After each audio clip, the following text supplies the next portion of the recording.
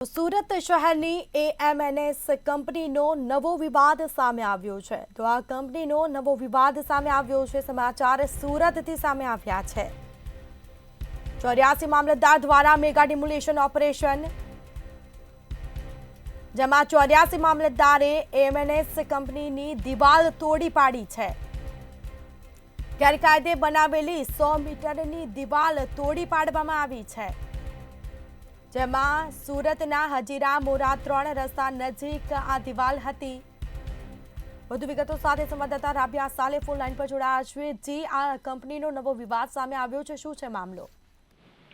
સુરતના 84 મામલતદાર AMNS company છે તેની દિવાલ તોડી પાડી છે. ગેરકાયદેસર બનાવેલી હતી દિવાલ છે. સ્મિતા તેને 100 મીટરની દિવાલને તોડી પાડવામાં આવી છે. સુરતના હજીરા અને મોડા 3-4 રસ્તા નજીક દિવાલ છે. હાઈવેને અડચણ રૂપ આ દિવાલ ચણી દેવામાં આવી હતી. મોરા હજીરા વિસ્તારમાં સરકારી જમીન ઉપર દબાણ હટાવવામાં આવે છે. ત્યારે હોટલ, ધાબા સહિતના 100 જેટલા જે કોમર્શિયલ દબાણો છે સ્મિતા એને પણ દૂર કરવામાં આવે છે. 52,000 ચોરસ મીટર જમીન જે છે એ ખુલ્લી કરવામાં આવી છે. બજારની કિંમત 32 કરોડથી વધુની હોવી જોઈએ છે.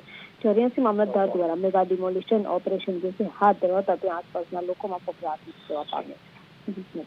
જી બિલકુલ, તમામ જાણકારી આપવા બદલ આપનો આભાર. તો 84 મામલતદારે એએમએનએસ કંપનીની દિવાલ તોડી પાડી છે. ગેરકાયદે બનાવેલી 100 મીટરની દિવાલ તોડી પાડવામાં આવી છે. સુરતના હજીરા મોરા 3 રસ્તા નજીક દિવાલ હતી અને તેને તોડી પાડવામાં આવી છે.